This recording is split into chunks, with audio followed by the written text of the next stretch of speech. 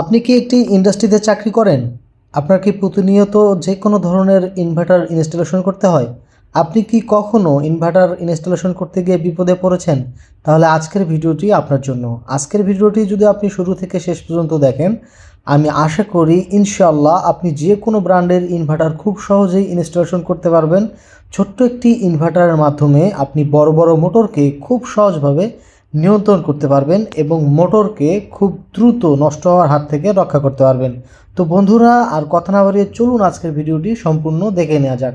আসসালামু আলাইকুম, আশা করি আপনারা সকলে ভালো আছেন। আপনারা দেখছেন হ্যাকিং ফোর্স বিডি, আর হ্যাকিং ফোর্স বিডির পক্ষ থেকে আমি আশিক আছি আপনাদের সঙ্গে। বন্ধুরা, আমি আজকে আপনাদেরকে একটি এম ড্রাইভ ব্র্যান্ডের চায়না ইনভার্টার দিয়ে কিভাবে ইনভার্টার প্যারামিটার দিতে হয় এবং ইনস্টলেশন করতে হয় সব কিছু এ টু জেড দেখিয়ে দেব। আপনারা এই ভিডিওর মাধ্যমে যদি সঠিকভাবে ইউজার ম্যানুয়াল আপনারা যদি পড়তে পারেন বা রিড করতে পারেন, তাহলে কিন্তু যে কোনো ব্র্যান্ডের ইনভার্টারই ইনস্টলেশন করতে পারবেন খুব সহজেই। তবে আজকের ভিডিওটি আপনাদেরকে অবশ্যই মনোযোগ দিয়ে দেখতে হবে। তো দেখতে পাচ্ছেন আমি ইনভার্টারের সঙ্গে একটি পটেনশিওমিটার সংযোগ করে নিয়েছি। আমি এই সংযোগ কানেকশনটি সম্পূর্ণভাবে আপনাদেরকে বোঝাবো। যদি না বোঝাই তাহলে কিন্তু আপনারা বুঝতে পারবেন না আসলে কিভাবে এটি কাজ করে।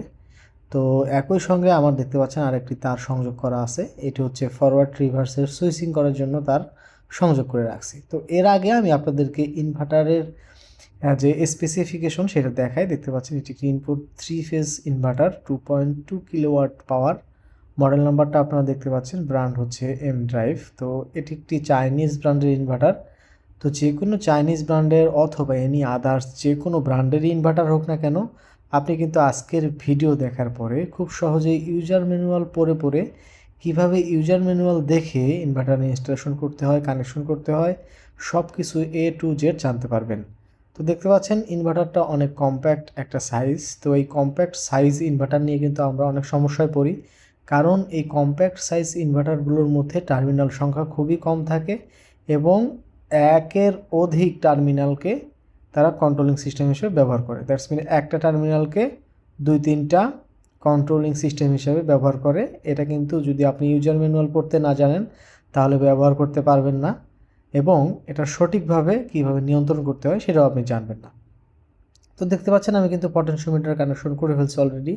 তার আগে আমি আপনাদেরকে টার্মিনালগুলো দেখাই নাই, এখানে হাতে গোনা কয়েকটা টার্মিনাল আছে। একই সঙ্গে আপনারা জানেন যে চাইনিজ কিছু ইনভার্টারের মধ্যে +10 ভোল্ট লেখা থাকে।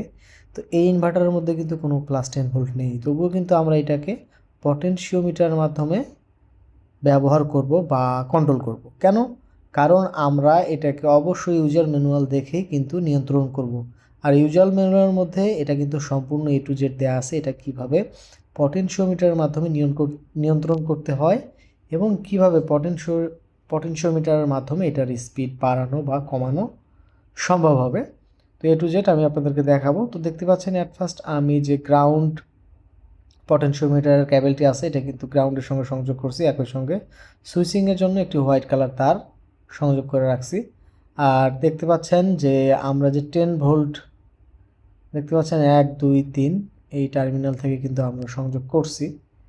তো একই সঙ্গে আপনারাও কিন্তু সেমভাবে সংযোগ করবেন।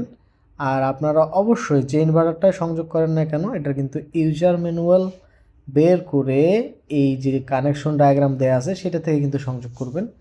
তো দেখতে পাচ্ছেন এখানে 10 ভোল্ট হিসেবে আমরা ব্যবহার করছি ডিসি টার্মিনাল থেকে আমরা যে 10 ভোল্ট পাবো এটা কিন্তু টার্মিনালের মধ্যে +10 ভোল্ট লেখা নাই, তো আমরা ব্যবহার করছি। একই সঙ্গে দেখতে পাচ্ছেন টার্মিনালের তারটি আমরা একটু বড় আকারে সংযোগ করছি কারণ এটা যেন না লেগে যায়। আর ব্রাউন কালার তারটা এআই, দ্যাটস মিন 10 ভোল্ট ইনপুট হবে আমাদের পটেনশিওমিটার থেকে বের হয়ে আমাদের কিন্তু এটা ইনপুট হবে ইনভার্টারের মধ্যে। তো দেখতে পাচ্ছেন আমাদের কিন্তু পটেনশিওমিটার কানেকশন করা আছে। আর সুইচিংয়ের জন্য একটি তার ব্যবহার করছি, একবার DI1 এ আমরা ব্যবহার করে এটা ফরওয়ার্ড চালাবো, DI2 তে ব্যবহার করে রিভার্স চালাবো, এই জন্য এই তারটা আমরা সংযোগ করে রাখছি।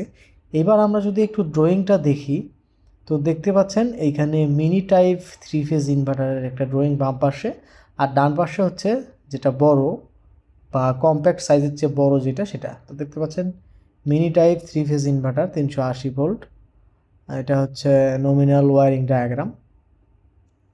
তো RST সংযোগ করছি আমরা, ঠিক এটা হচ্ছে 3 ফেজ ইনপুট এবং UVW হচ্ছে মোটর। এই মোটরটাকে আমরা কিন্তু এই ইনভার্টারের সঙ্গে আউটপুটে সংযোগ করে রাখছি। তো আমাদের ইনপুট কানেকশন গেল। তো এইবার আমরা কানেকশন করব যে আমরা কিভাবে কন্ট্রোল করব। তো দেখতে পাচ্ছেন এখানে গ্রাউন্ড থেকে যদি আমরা DI1 এ সংযোগ করি তাহলে কিন্তু এটা হচ্ছে ফরওয়ার্ড চলবে, DI2 তে রিভার্স। একই সঙ্গে দেখতে পাচ্ছেন এখানে 2 কিলো ওহমস থেকে 10 কিলো ওহমস কিন্তু পটেনশিওমিটার ব্যবহার করতে পারবো। এবং এখানে দেখতে পাচ্ছেন DC 0 to 10 ভোল্ট এবং AI হচ্ছে এটার ইনপুট। আপনার ড্রয়িং বুঝলেই কিন্তু এটা বুঝতে পারবেন।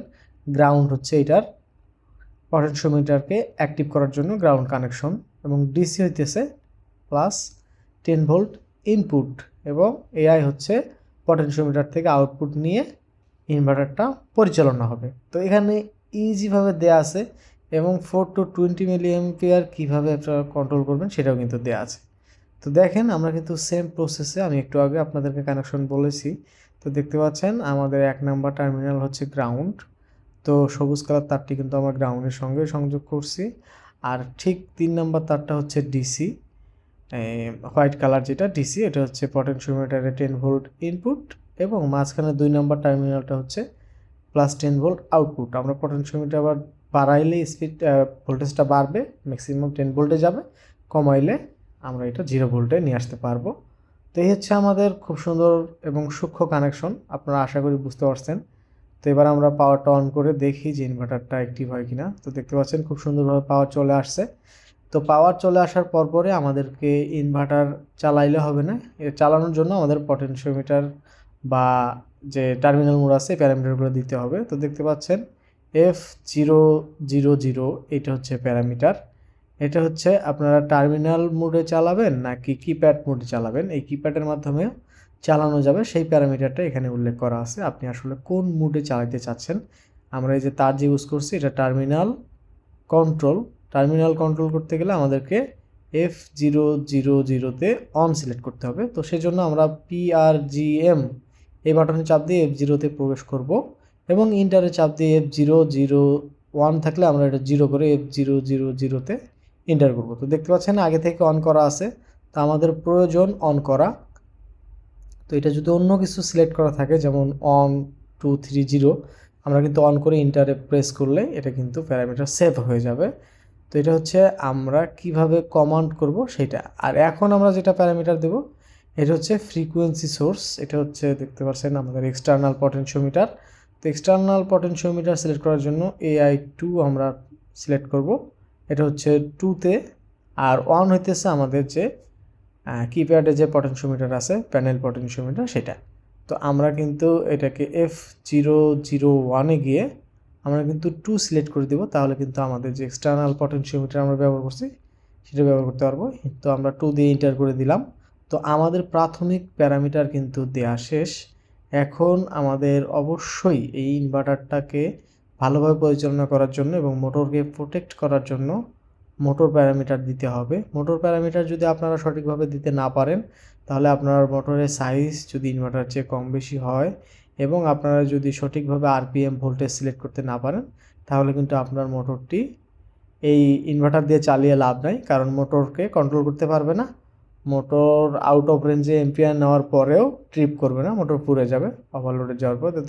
দেখতে পাচ্ছেন F800, এটা হচ্ছে মোটর পাওয়ার। তো F800 এটাতে এন্টার করলে দেখতে পাচ্ছেন এটা হচ্ছে 1.5 কিলোওয়াট সিলেক্ট করা আছে। তো আমাদের এটা হচ্ছে 0.75, তো 0.7-এ ক্লিক করে এন্টার করলাম। তো এরপরে দেখতে পাচ্ছেন ভোল্টেজ 380 ভোল্ট দেওয়া আছে। তারপর হচ্ছে এম্পিয়ার। তো আমাদের 0.75 এই মোটরটি এম্পিয়ার নিচ্ছে হলো 1.64 এম্পিয়ার, ম্যাক্সিমাম নিতে পারবে। তো আপনারা 1.64 অথবা একটু বেশি দিতে পারেন, সমস্যা নেই, আপনারা 1.80 দিতে পারেন। তো 1.64, যত 1.64 ওভারকাম করলেই ইনভার্টারটা ট্রিপ করে যে আপনার মোটরটা সমস্যা হচ্ছে বা ওভারলোড চলে আসছে। এরপরে ফ্রিকোয়েন্সি এবং RPM। একই সঙ্গে নেক্সট প্যারামিটারগুলো দেখলে আপনারা বুঝতে পারবেন। তো আমাদের প্যারামিটার দেওয়া শেষ, আমরা ব্যাক করে হোমে চলে আসছি। এখন আমাদের এই মোটরটাকে চালিয়ে দেখার পালা। তো আমরা দেখবো এই মোটরটা কি খুব সুন্দরভাবে আমরা চালাতে পারি কিনা। তো আমরা পটেনশিওমিটার ঘুরিয়ে একটু স্পিড আপ করে নিচ্ছি। দেখতে পাচ্ছেন আমি যখন পটেনশিওমিটারটি ক্লকওয়াইজ রোটেট করতেছি স্পিড বাড়তেছে, অ্যান্টি ক্লকওয়াইজ রোটেট করলে আমাদের স্পিড কিন্তু কমতেছে। তো এখন যদি আমরা এই তারটাকে সুইচ হিসাবে ব্যবহার করি, যদি DI1 টার্মিনালে ধরি, তাহলে কিন্তু মোটরটি আমাদের ফরওয়ার্ড ঘুরতেছে, দেখতে পাচ্ছেন খুব আস্তে আস্তে ঘুরতেছে, কেননা আমরা স্পিড কমিয়ে রেখেছি পটেনশিওমিটারের মাধ্যমে। আপনি যে পরিমাণে স্পিড দিবেন সেই পরিমাণে স্পিডে মোটর চলতে বাধ্য। এটাই হচ্ছে VFDর প্রধান কাজ। তো আমরা টার্মিনালে লাগায় দিলাম তারটা ফরওয়ার্ডে, এখন আমরা স্পিড কিন্তু কম বেশি করতে পারবো। দেখতে পাচ্ছেন আমি আস্তে আস্তে পটেনশিওমিটারটা ক্লকওয়াইজ চালাচ্ছি, আমাদের মোটরটা কিন্তু আস্তে আস্তে স্পিড বাড়তেছে এবং একইভাবে ইনভার্টারের কিন্তু ফ্রিকোয়েন্সিও বেড়ে যাচ্ছে, দেখতে পাচ্ছেন 48.0। আবার যখন আমি অ্যান্টি ক্লকওয়াইজ ঘোরাইছিলাম তখন কিন্তু কমছে, আবার ক্লকওয়াইজ ঘোরাইছি বাড়ছে, এখন আমি আবার কমায় দিলাম। তো একইভাবে যদি আমরা DI1 থেকে যদি DI2-তে সুইচ করি, তাহলে কিন্তু আমাদের ইনভার্টারটি মোটরটাকে রিভার্সে পরিচালনা করবে, দেখতে পাচ্ছেন আস্তে আস্তে চলতেছে। এখন যদি আমি পটেনশিওমিটার ঘোরায় স্পিডটা বাড়ায় দিই, তাহলে কিন্তু আমাদের মোটরটি খুব জোরে ঘুরবে, দেখতে পাচ্ছেন আমরা কিন্তু 35, 40, 48 ফ্রিকোয়েন্সি পর্যন্ত আমরা আপ করতে পারছি। আবার কিন্তু আস্তে আস্তে পটেনশিওমিটার ঘুরে আমরা কিন্তু ফ্রিকোয়েন্সিটাকে ডাউন করতে পারবো। এভাবে আমাদের চাহিদা অনুযায়ী যে কোনো ইন্ডাস্ট্রিয়াল মোটরকে, ইন্ডাকশন মোটরকে আমরা কিন্তু নিয়ন্ত্রণ করতে পারবো। তো বন্ধুরা, সেম একই প্রসেসে আপনারা যখন যে কোনো ব্র্যান্ডের ইনভার্টারকে এইভাবে কিন্তু সেট আপ করতে পারবেন এবং ইনভার্টার দিয়ে মোটর নিয়ন্ত্রণ করতে পারবেন। তো আপনাদের উদ্দেশ্যে আমার একটি ছোট্ট কথা, যারা এই ভিডিওটি দেখেছেন তারা অবশ্যই বুঝতে পারছেন যে ইউজার ম্যানুয়াল দেখে আপনাদেরকে ইনভার্টার সেট আপ করতে হবে। আর এই ইউজার ম্যানুয়াল আপনারা পড়তে পারলে যে কোনো ব্র্যান্ডের ইনভার্টার খুব সহজে সেট আপ করতে পারবেন। তো বন্ধুরা, আজকের কথা আর বড় না করে বা দীর্ঘায়িত না করে আজকের ভিডিও এখানেই শেষ করছি। সকলে ভালো থাকবেন, সুস্থ থাকবেন, দেখা হচ্ছে পরবর্তী কোনো ভিডিওতে। আল্লাহ হাফিজ।